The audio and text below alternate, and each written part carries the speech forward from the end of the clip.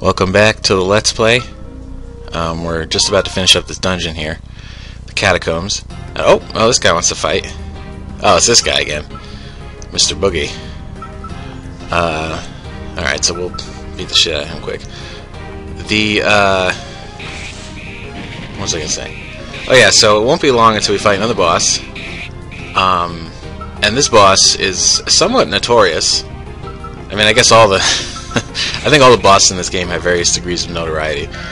But I did hear a lot about this guy, and I know that Renove has heard a lot about this boss being extremely difficult. And the odd thing is, when I first played this game, I destroyed this guy. I mean, it was, you know, unusually easy compared to the rest of the game. But of course, that was testing, so it's possible that she took my feedback about that boss and beefed him up. So we'll get to see, you know, what's happened with that. A rematch, if you will.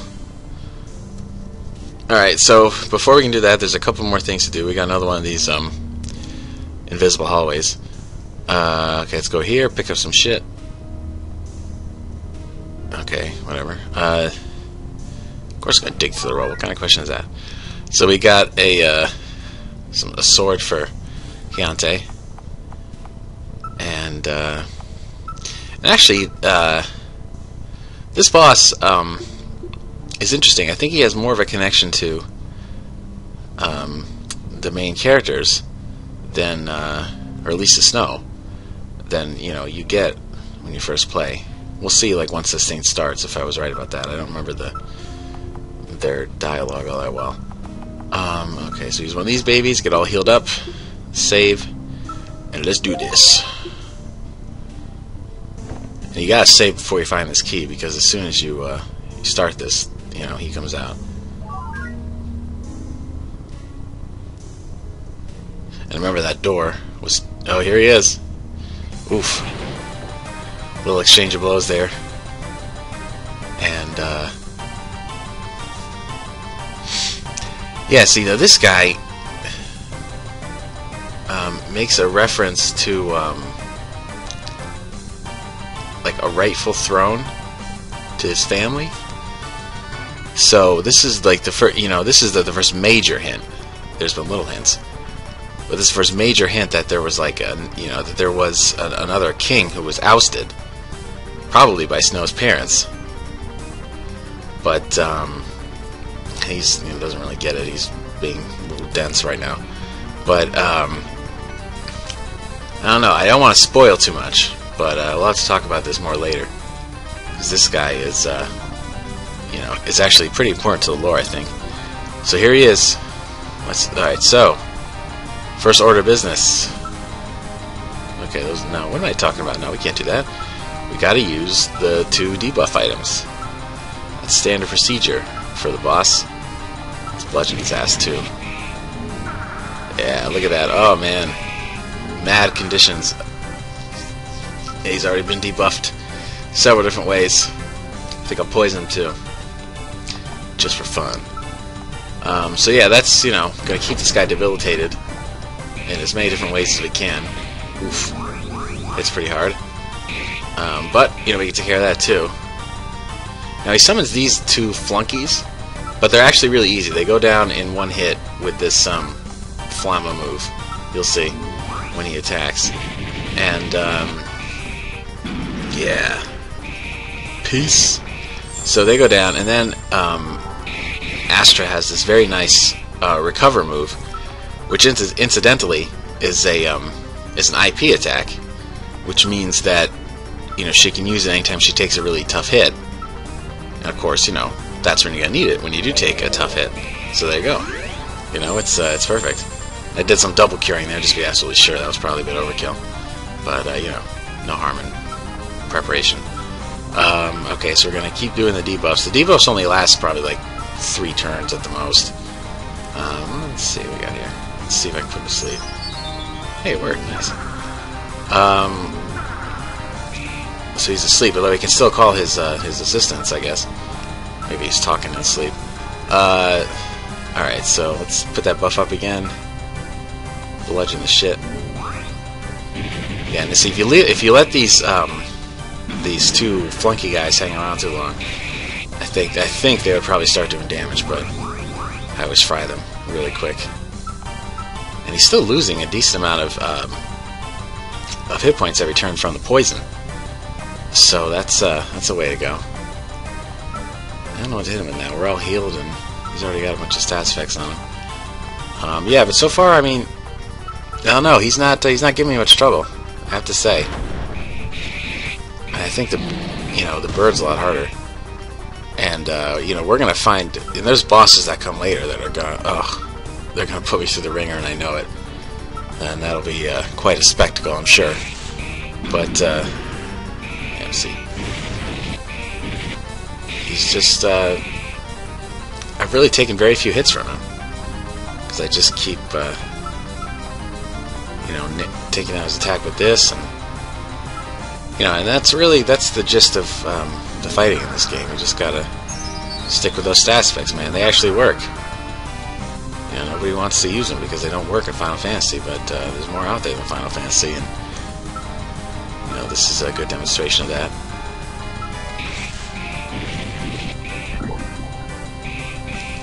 Go again. These guys must be getting sick of this. Keep getting called in, and they get like the shit beaten out of them. Getting low on magic though, so hopefully this fight ends soon. Oh yeah, there he goes. He's gone. And now I'm gonna fry these two. Yep, that was nothing. What a wimp. Yeah, sorry, old guy. I don't care how much Renove levels you up. You're still gonna be a wimp.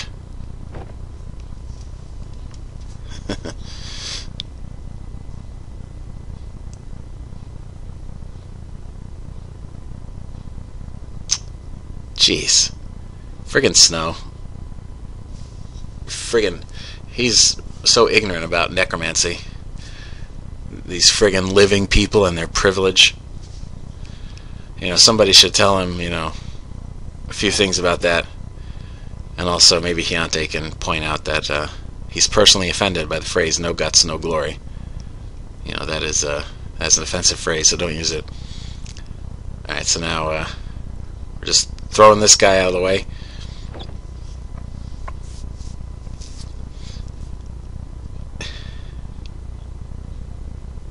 Yes, that is what happened. She's got it. We've always been here, he says.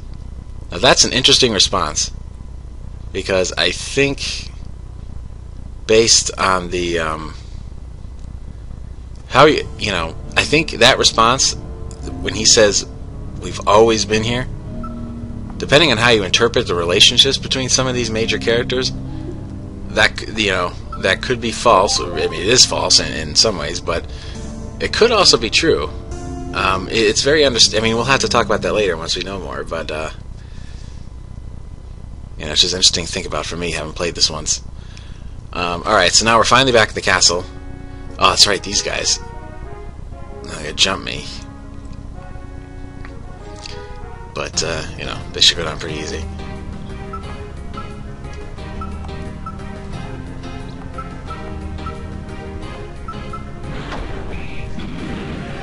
Yeah, they're wimps. What was that about? Have they ever attacked you before? Yeah, they do it all the time. It's really obnoxious. Oh, he doesn't even bother to answer that. It was kind of a stupid question. Okay, so here's Richard, and now we're about to get a lot of explanation on just what's going on. And now the key to this whole thing is because you did bum bum bum. That remember when he got attacked by the bird, there was that text that said it was severed and now it's gone or something like that. What that was referring to was the link that connects him to his kingdom. And it's, I guess there's like a loophole in it where a near-death experience was close enough to an actual death to, to trigger the effects. And, that spell not only connects him to his people, but it also sort of provides protections for the people in the village so that they can survive the tough conditions on the island. So it's pretty important stuff. And now, but now, you know, the link's been broken. The people in town don't know who he is, and everything's in jeopardy, basically. Oh yeah, and then he starts getting into, like, there's a sequence here where he, you know, Richard talks about a spell. Snow asks a question, and then he responds by saying, "Well, there was a spell about that too." And you know, and this is like, yeah, he can't even talk. This is what freaks me out. He can't even, like, talk about certain things because of a spell. And I think some people didn't really know how to, like, interpret this, because every so often somebody will talk about this game and they're like, "Oh, everything's magic. It's all magic." That's lame. But I don't know. I think they should look up the definition of metaphor, because that's how I've always seen it. I mean, this, you know, all these spells and their, you know, how convoluted they are and everything. It's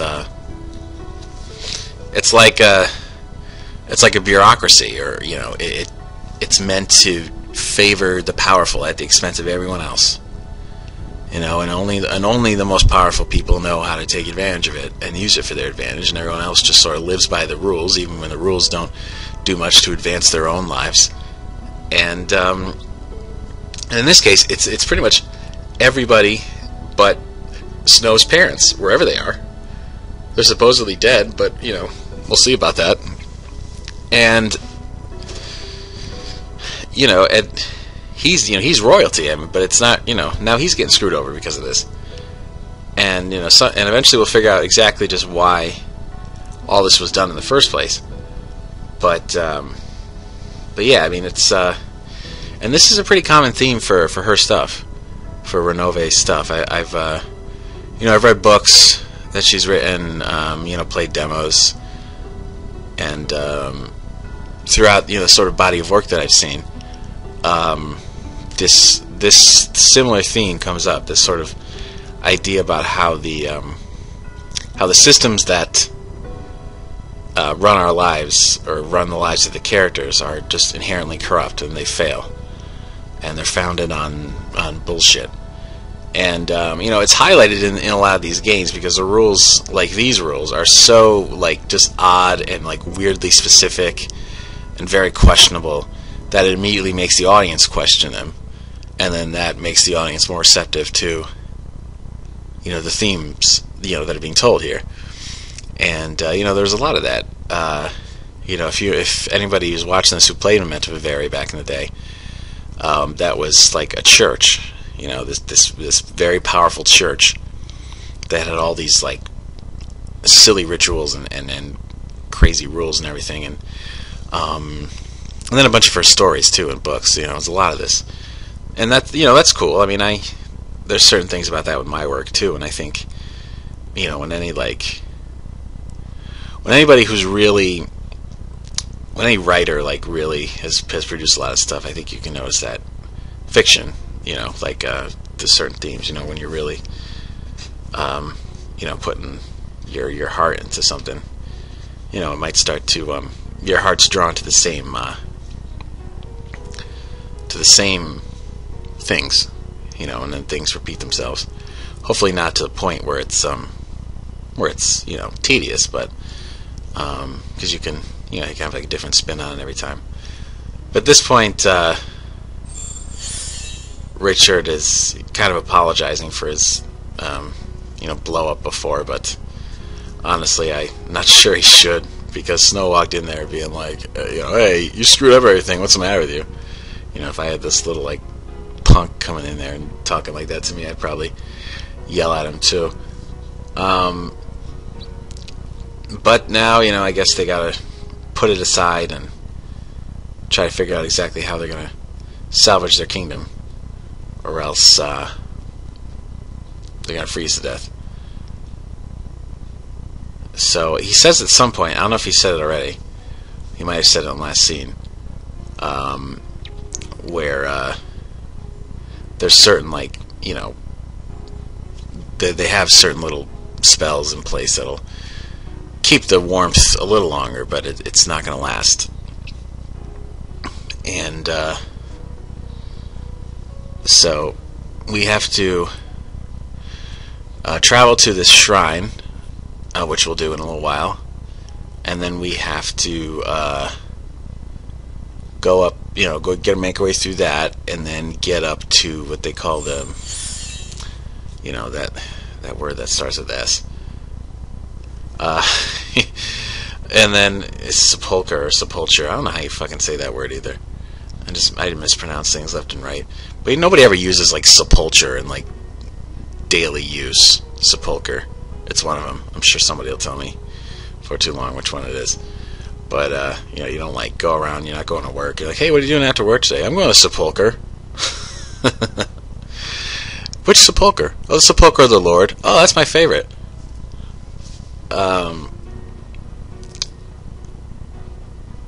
So after this, I think there's one scene. He winds up sleeping on the couch. I don't know if he got kicked out of his room or something. But and then she comes in and they have this like pretty long chat. And I like this scene a lot because it goes on for a long time, but there's like a lot of sprite animations. If you watch, you'll see a lot of them, and some of them, are obvious. Like, they sit on the couch, they get off the couch. But other ones are really subtle, like somebody, like she just turns her head like that. And I think, this is a way to help long scenes like this, be more entertaining. Because not everybody is like as big on dialogue as me. Some people are only there for like the action. And but at least give us something to watch with these characters. And of course, she keeps using these emoticons with the question marks and the little hearts and the like scribbly lines above somebody's head, which I think means frustration, but I never really, I don't know. I was like, what the hell does that really mean? And then they talk about like they have some shared childhood memories, but they don't really know like the context of them. Just kind of like random things like that. And that's mostly what they talk about. I do recall a blonde girl I used to know. Well, there aren't too many blonde girls walking around this kingdom. There's only like 24 people in the town, if that. So you probably narrow it down. But this is also a nice scene in terms of like lighting. I know I keep talking about the lighting in this game, but honestly, it's one of its strongest features aesthetically. It's always like just right. It's to the point you don't really think about it. But if you take the time to notice it, you're like, oh yeah, wow, that looks nice. So they're still talking. She's got some memories of Snowe's parents, perhaps more than he does. Yeah, he says there that it was Richard who mostly raised him.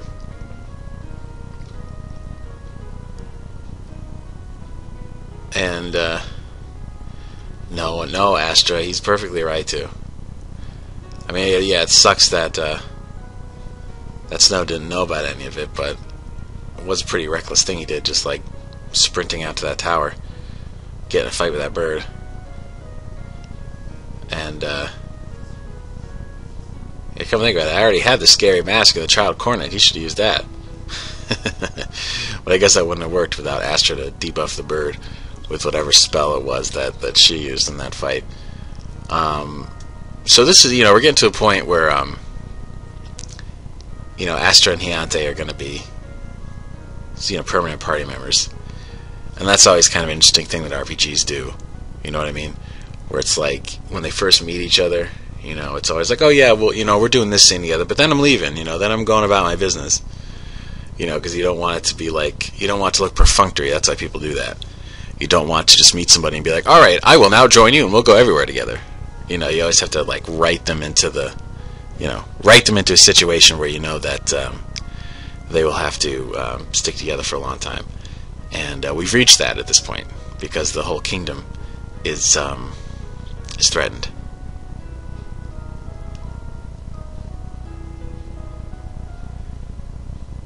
So after this, I think we can take a trip to the town, and then we'll... Yeah. Oh, no, they're gonna meet me at the tower, that's right. Maybe she wants to, like, do a few things there before they go into the shrine.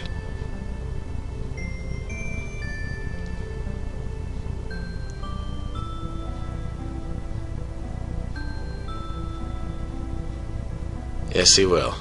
No, it's not teasing, it's the truth. I mean, look, have you fought the bosses in this game, Astra? Have you been paying attention? They are tough. You can't beat them with one party member.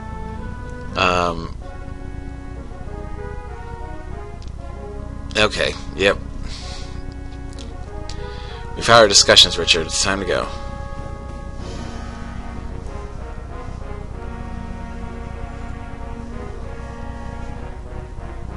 I wonder why they don't go with him. I guess somebody's got to manage the kingdom. I wonder if they're like good fighters. They know a lot about magic.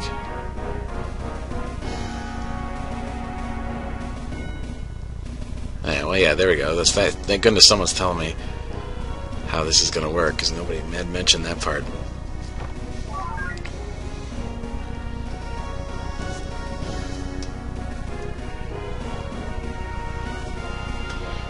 What is it for exactly? That's a good question. And they can't say, like usual. You know, this is not... You can't have a... You know, I keep telling the Republican Party, you can't have a society based on ignorance and lack of knowledge, or else something like this happens. Cheap shot, but I don't care. They deserve it these days. Yeah, it's sad. A lot of my favorite presidents are Republicans. Teddy Roosevelt, Lincoln, and Eisenhower. Those guys are awesome. But today they suck. But enough of that. Oh boy. I'm going to get some dislikes on this one, I think. Alright, so yeah, finally getting out of here. I had no chat with you guys. You're nice and all. But it's time to get back on the road. After this pan, of course. There's no other way to do it. Yeah, exactly. That's what I'm saying. I hope you're right. Yeah, well, me too. Chapter 4, A Prince's Determination. I am determined. Well, here I go. Hear that? That's determination. I think I'm gonna start making these shorter. I can't talk for this long. I'm not very outgoing. I don't know if you realize this. Okay. Yeah, who are you? That's freaky. And the whole town's like this too. I gotta go get a few items and shit, but everybody's all like weird now. They don't even know who I am. It's really like screwy. They were all being like friendly and giving me gifts and stuff, and now this. Okay, I was told to sell items to you. Otherwise I wouldn't, even though it's my fucking job. I'm gonna get a couple more things. Those are expensive, but I need them. Other than that, I'm pretty well stocked. At least the dog is still nice. People could learn a lesson from him.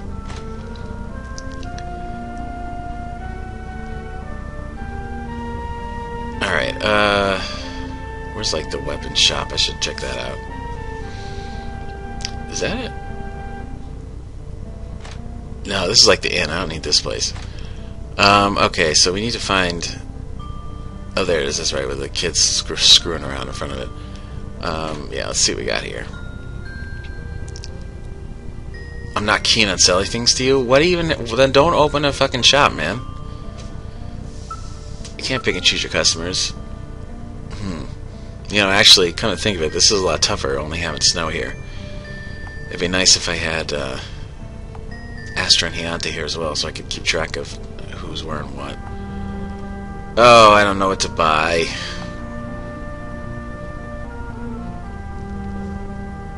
I don't fucking know, man. I just...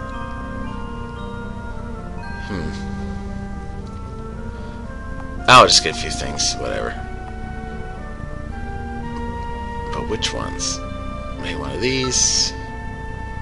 One of these? Alright, that was not the most important purchase. Maybe that too. Let's see what we got here.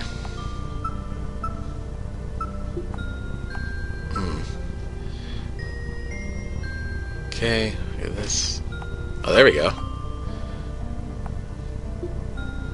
Yeah, I like the magic boost. I think I'm gonna have to take it. So Ariel can have his suit back if he still wants it. I got Prince germs all over it.